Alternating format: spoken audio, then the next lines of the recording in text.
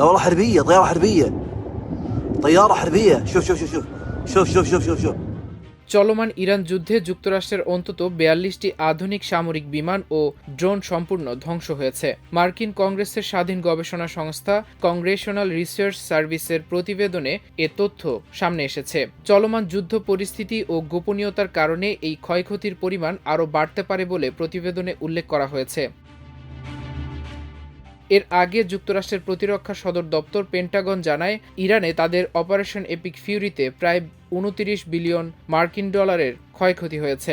১২ মে মার্কিন কংগ্রেসের এক শুনানিতে পেন্টাগনের অর্থপ্রধান জুলস হার্স্ট বলেছিলেন, যুদ্ধক্ষেত্রে ক্ষতিগ্রস্ত সামরিক সরঞ্জাম মেরামত এবং ধ্বংস হওয়া যুদ্ধবিমানের পরিবর্তে নতুন বিমান প্রতিস্থাপন করতেই সামরিক ব্যয় এতটা বৃদ্ধি পেয়েছে। কংগ্রেশনাল রিসার্চ সার্ভিস সিআরএস এর প্রতিবেদন অনুযায়ী ইরান যুদ্ধে যুক্তরাষ্ট্রের যে ৪২টি বিমান ও ড্রোন ক্ষতিগ্রস্ত বা ধ্বংস হয়েছে তার তালিকা নিচে দেওয়া হলো।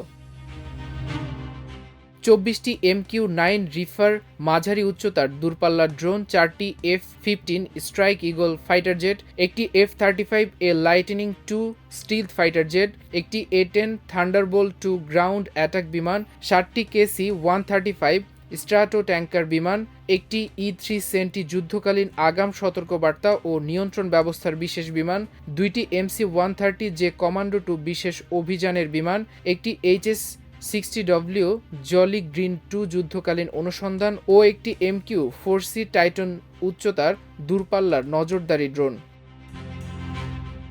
তবে মার্কিন সেন্ট্রাল কমান্ড এখন পর্যন্ত আনুষ্ঠানিকভাবে এই যুদ্ধের ক্ষয়ক্ষতির কোনো সামগ্রিক তালিকা প্রকাশ করেনি। সিআরএস মূলত মার্কিন প্রতিরক্ষা দপ্তর ও সেন্ট্রাল কমান্ডের বিভিন্ন খণ্ড খণ্ড বিবৃতি এবং গণমাধ্যমের প্রতিবেদন বিশ্লেষণ করে তালিকাটি তৈরি করেছে। উল্লেখ্য, চলতি বছরের ২৮ ফেব্রুয়ারি যুক্তরাষ্ট্র ও ইসরায়েল যৌথভাবে ইরানের উপর সমন্বিত বিমান হামলা চালালে এই রক্তক্ষয়ী যুদ্ধ শুরু হয়। ওই হামলায় ইরানের সর্বোচ্চ ধর্মীয় নেতা আয়াতুল্লাহ আলী খামিনি সহ বেশ কয়েকজন শীর্ষস্থানীয় ব্যক্তিত্ব নিহত হন। পরে গত ৮ এপ্রিল দুই পক্ষের মধ্যে একটি সাময়িক যুদ্ধবিরতি চুক্তি কার্যকর হয়। এদিকে মার্কিন কংগ্রেসের প্রতিবেদনটি প্রকাশের পর এটি সামাজিক যোগাযোগ মাধ্যম এক্সে শেয়ার করে ওয়াশিংটনকে হুঁশিয়ারি দিয়ে ইরানের পররাষ্ট্রমন্ত্রী সৈয়দ আব্বাস আরাকচি দাবি করেছেন, এপ্রিলে যুদ্ধবিরতির আগে ২ মাসের সরাসরি যুদ্ধ থেকে ইরান মার্কিন সামরিক বাহিনীর শক্তি ও দুর্বলতা সম্পর্কে ব্যাপক অভিজ্ঞতা অর্জন করেছে। মার্কিন প্রেসিডেন্ট ডোনাল্ড ট্রাম্প যদি পুনরায় ইরানের বিরুদ্ধে সামরিক পদক্ষেপ শুরু করেন, তবে মার্কিন বাহিনী আরও বড় সারপ্রাইজের মুখোমুখি হবে।